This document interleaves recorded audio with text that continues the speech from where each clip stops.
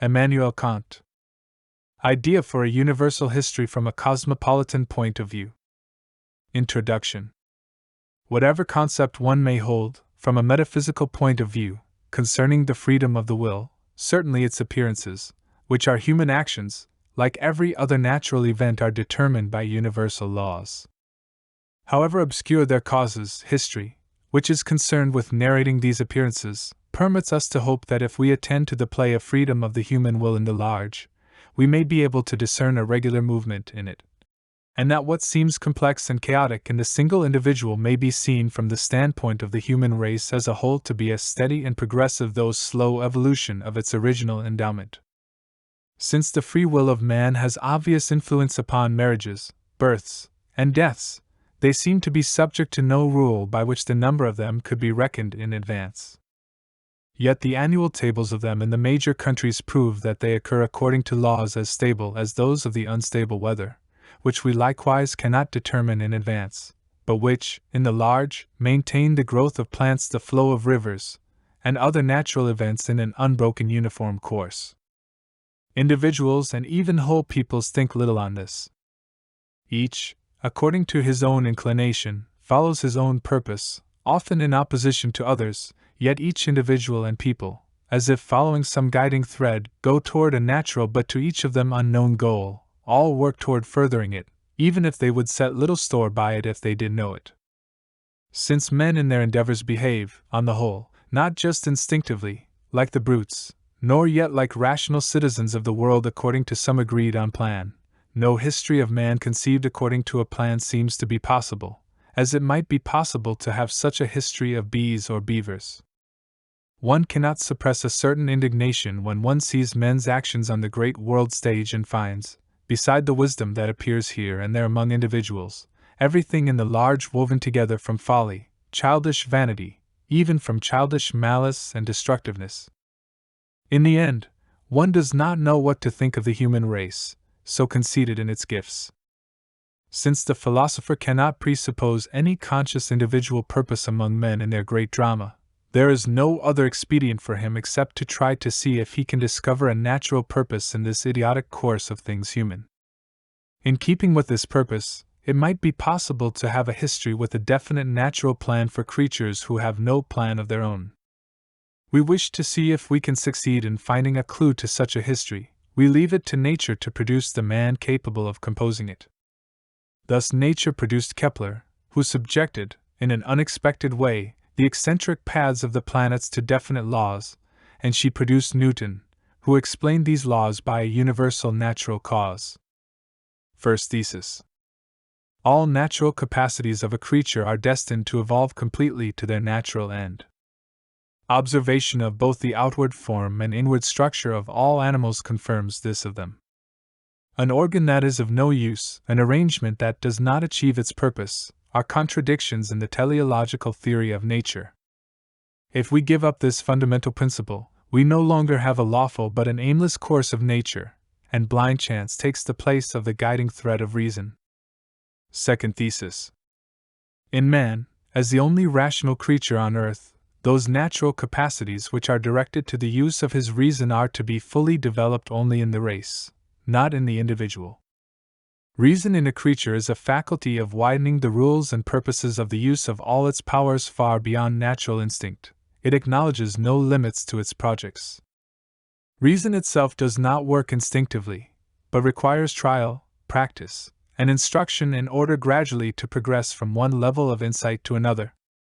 Therefore, a single man would have to live excessively long in order to learn to make full use of all his natural capacities. Since nature has set only a short period for his life, she needs a perhaps unreckonable series of generations, each of which passes its own enlightenment to its successor in order finally to bring the seeds of enlightenment to that degree of development in our race which is completely suitable to nature's purpose. This point of time must be, at least as an ideal, the goal of man's efforts, for otherwise his natural capacities would have to be counted as for the most part vain and aimless.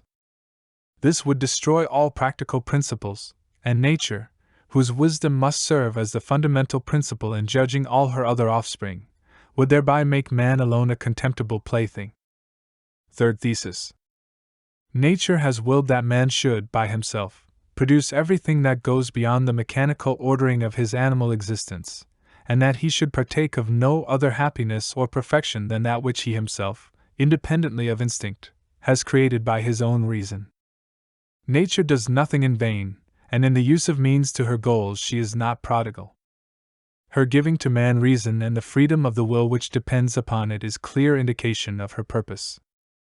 Man accordingly was not to be guided by instinct, not nurtured and instructed with ready-made knowledge, rather, he should bring forth everything out of his own resources. Securing his own food, shelter, safety and defense, for which nature gave him neither the horns of the bull, nor the claws of the lion, nor the fangs of the dog, but hands only, all amusement which can make life pleasant, insight and intelligence, finally even goodness of heart, all this should be wholly his own work. In this, nature seems to have moved with the strictest parsimony, and to have measured her animal gifts precisely to the most stringent needs of a beginning existence, just as if she had willed that, if man ever did advance from the lowest barbarity to the highest skill and mental perfection and thereby worked himself up to happiness, so far as it is possible on earth, he alone should have the credit, and should have only himself to thank, exactly as if she aimed more at his rational self-esteem than at his well-being. For along this march of human affairs, there was a host of troubles awaiting him. But it seems not to have concerned nature that he should live well, but only that he should work himself upwards so as to make himself, through his own actions, worthy of life and of well-being. It remains strange that the earlier generations appeared to carry through their toilsome labor only for the sake of the later, to prepare for them a foundation on which the later generations could erect the higher edifice which was nature's goal, and yet that only the latest of the generations should have the good fortune to inhabit the building on which a long line of their ancestors had, unintentionally, labored without being permitted to partake of the fortune they had prepared. However puzzling this may be, it is necessary if one assumes that a species of animals should have reason, and, as a class of rational beings each of whom dies while the species is immortal, should develop their capacities to perfection. Fourth thesis. The means employed by nature to bring about the development of all the capacities of men is their antagonism in society, so far as this is, in the end, the cause of a lawful order among men.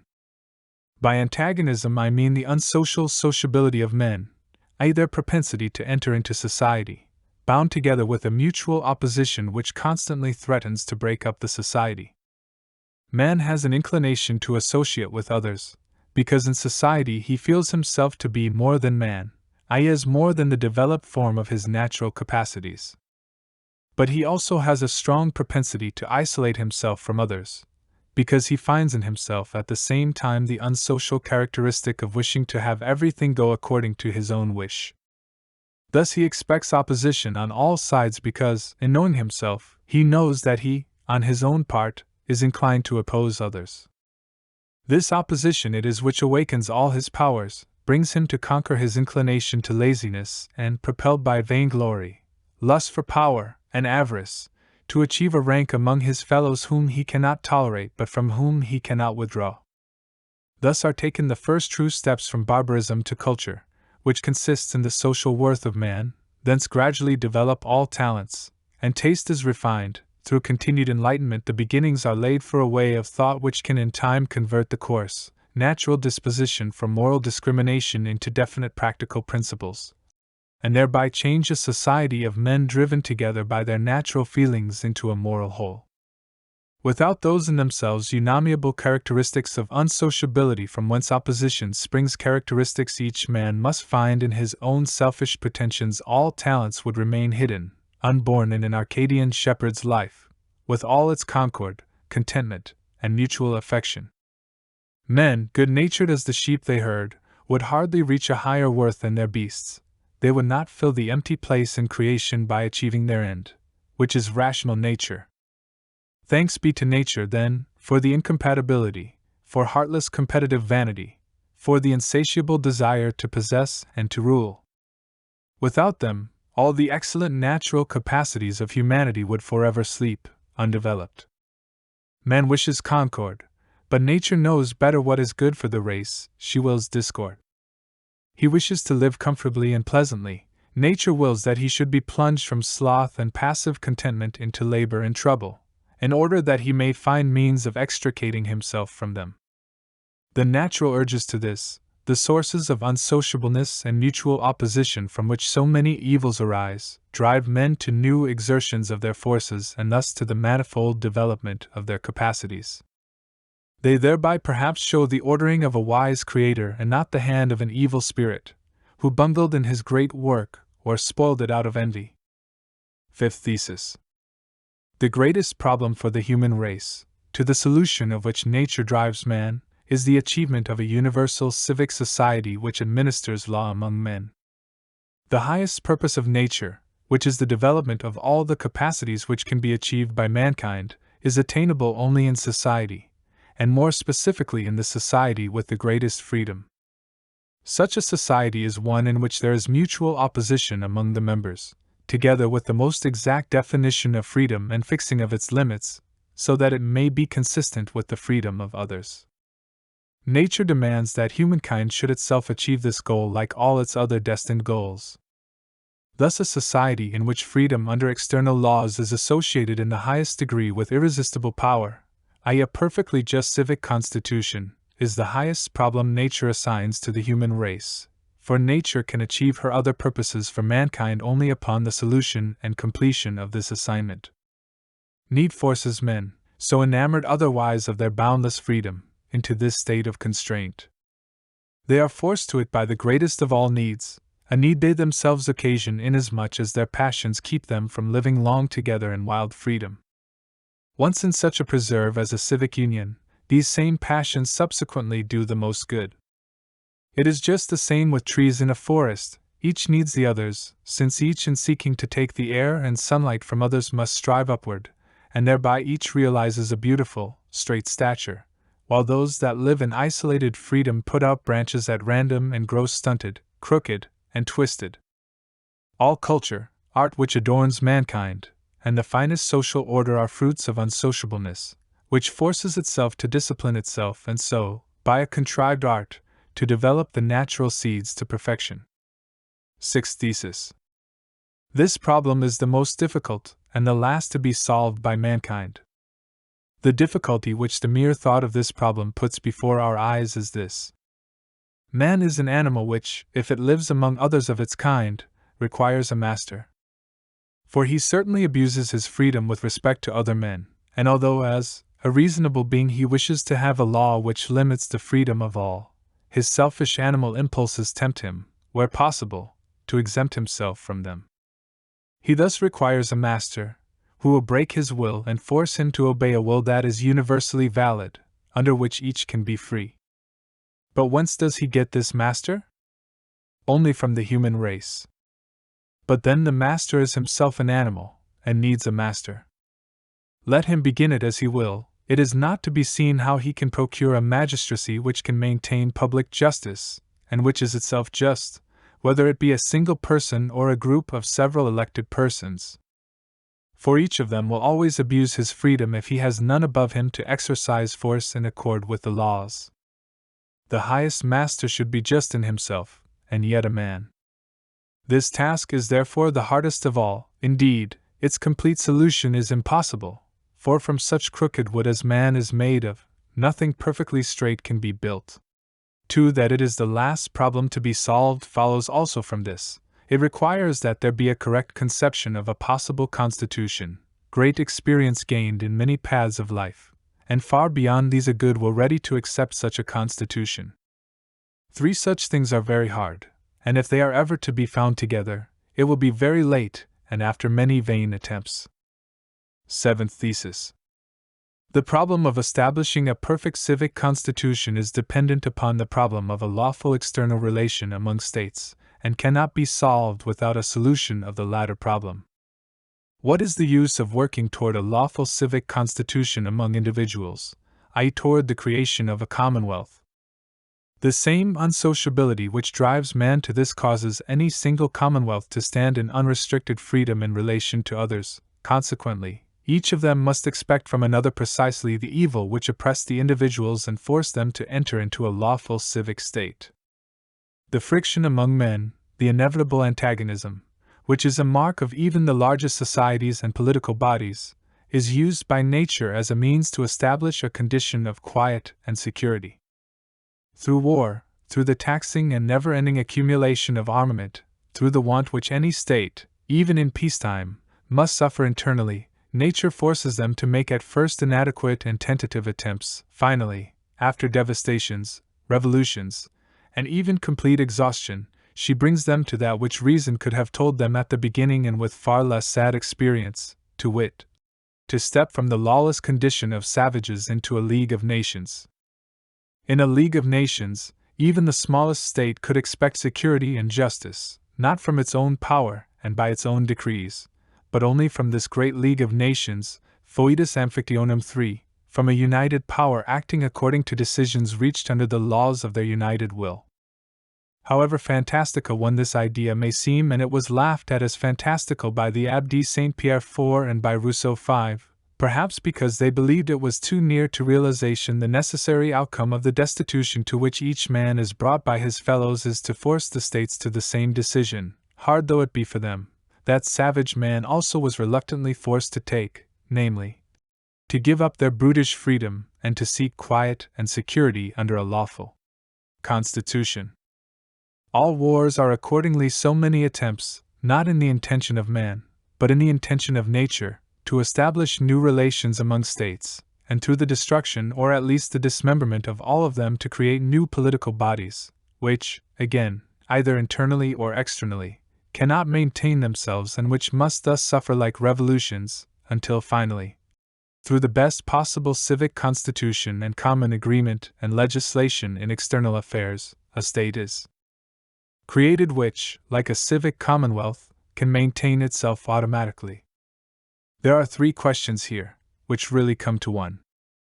Would it be expected from an Epicurean concourse of efficient causes that states, like minute particles of matter in their chance contacts, should form all sorts of unions which in their turn are destroyed by new impacts, until once, finally, by chance a structure should arise which could maintain its existence, a fortunate accident that could hardly occur?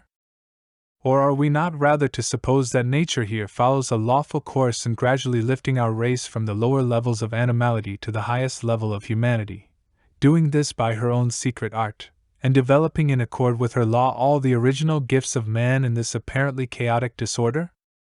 Or perhaps we should prefer to conclude that, from all these actions and counteractions of men in the large, absolutely nothing, at least nothing wise, is to issue?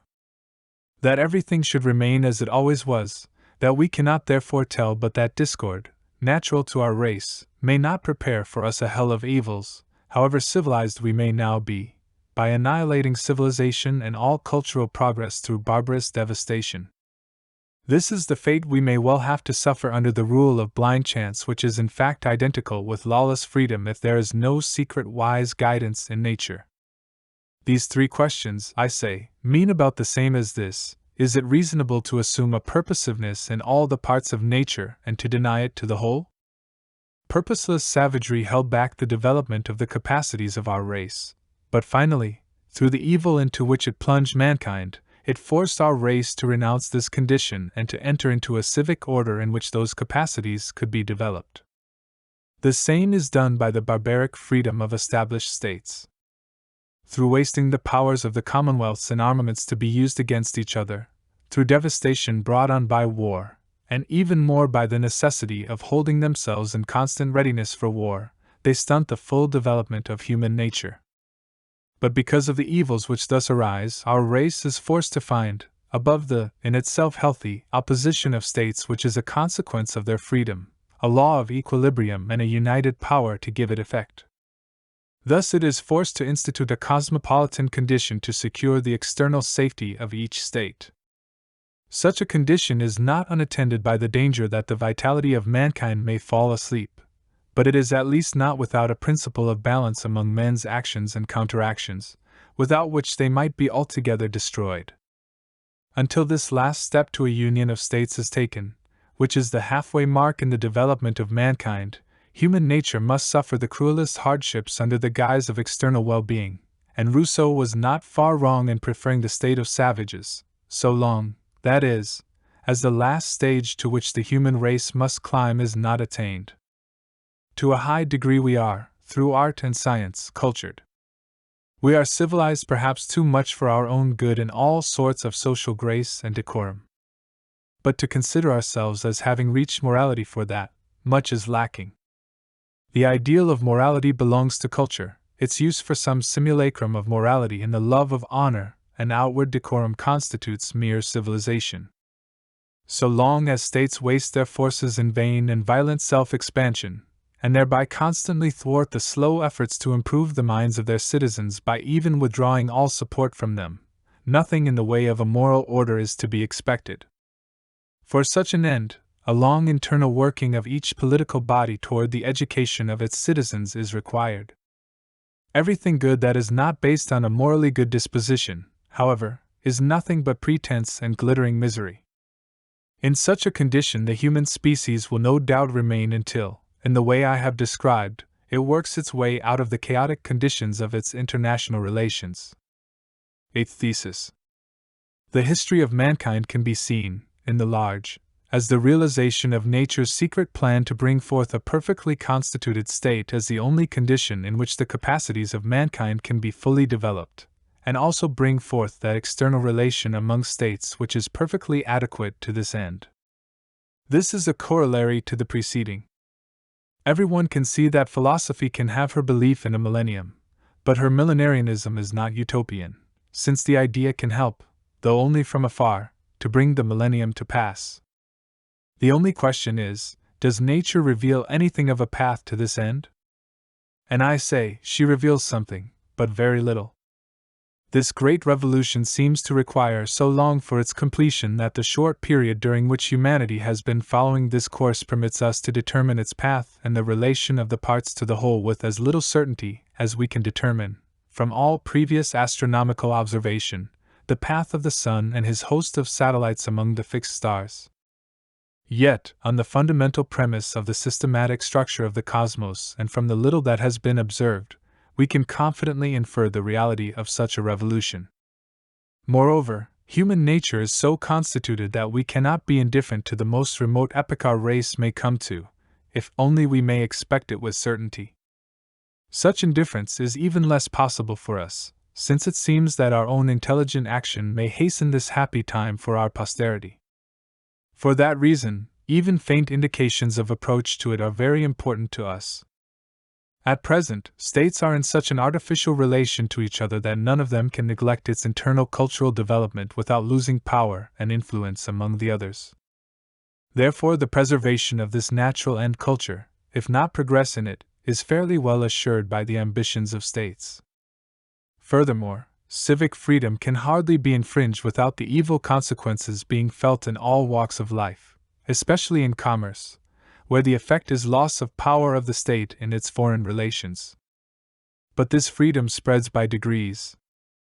When the citizen is hindered in seeking his own welfare in his own way, so long as it is consistent with the freedom of others, the vitality of the entire enterprise is sapped, and therewith the powers of the whole are diminished. Therefore, limitations on personal actions are step by step removed, and general religious freedom is permitted. Enlightenment comes gradually, with intermittent folly and caprice, as a great good which must finally save men from the selfish aggrandizement of their masters, always assuming that the latter know their own interest. This enlightenment, and with it a certain commitment of heart which the enlightened man cannot fail to make to the good he clearly understands, must step by step ascend the throne and influence the principles of government.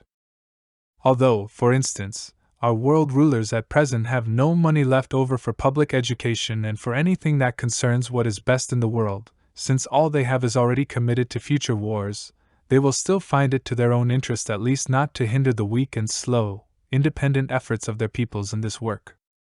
In the end, war itself will be seen as not only so artificial, an outcome so uncertain for both sides, and after effects so painful in the form of an ever-growing war debt, a new invention, that cannot be met, that it will be regarded as a most dubious undertaking. The impact of any revolution on all states on our continent, so closely knit together through commerce, will be so obvious that the other states, driven by their own danger but without any legal basis, will offer themselves as arbiters, and thus they will prepare the way for a distant international government for which there is no precedent in world history. Although this government at present exists only as a rough outline, nevertheless in all the members there is rising a feeling which each has for the preservation of the whole. This gives hope finally that after many reformative revolutions, a universal cosmopolitan condition, which nature has as her ultimate purpose, will come into being as the womb wherein all the original capacities of the human race can develop. Ninth thesis. A philosophical attempt to work out a universal history according to a natural plan directed to achieving the civic union of the human race must be regarded as possible, and, indeed, as contributing to this end of nature. It is strange and apparently silly to wish to write a history in accordance with an idea 6 of how the course of the world must be if it is to lead to certain rational ends. It seems that with such an idea only a romance could be written. Nevertheless, if one may assume that nature, even in the play of human freedom, works not without plan or purpose, this idea could still be of use. Even if we are too blind to see the secret mechanism of its workings, this idea may still serve as a guiding thread for presenting as a system, at least in broad outlines, what would otherwise be a planless conglomeration of human actions.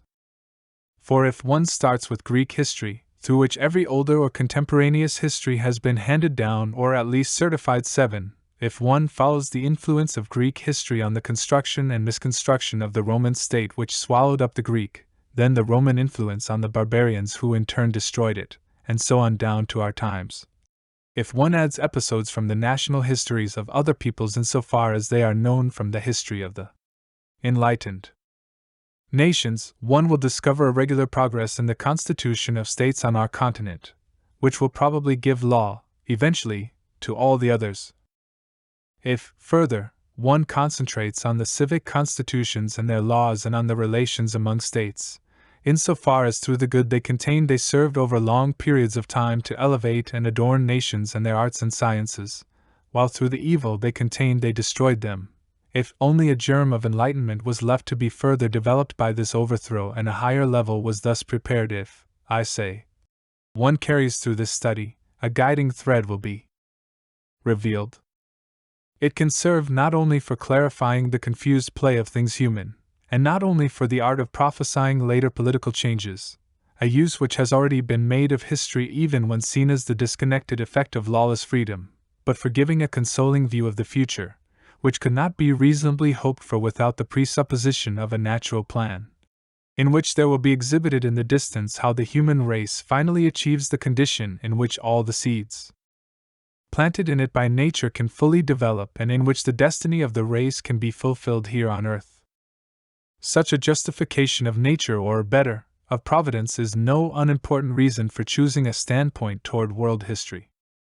For what is the good of esteeming the majesty and wisdom of creation in the realm of brute nature, and of recommending that we contemplate it, if that part of the great stage of supreme wisdom which contains the purpose of all the others, the history of mankind, must remain an unceasing reproach to it? If we are forced to turn our eyes from it in disgust, doubting that we can ever find a perfectly rational purpose in it, and hoping for that only in another world? That I would want to displace the work of practicing empirical historians with this idea of world history, which is to some extent based upon an a priori principle, would be a misinterpretation of my intention. It is only a suggestion of what a philosophical mind, which would have to be well versed in history, could essay from another point of view. Otherwise, the notorious complexity of a history of our time must naturally lead to serious doubt as to how our descendants will begin to grasp the burden of the history we shall leave to them after a few centuries. They will naturally value the history of earlier times, from which the documents may long since have disappeared, only from the point of view of what interests them, i.e., in answer to the question of what the various nations and governments have contributed to the goal of world citizenship, and what they have done to damage it. To consider this, so as to direct the ambitions of sovereigns and their agents to the only means by which their fame can be spread to later ages, this can be a minor motive for attempting such a philosophical history.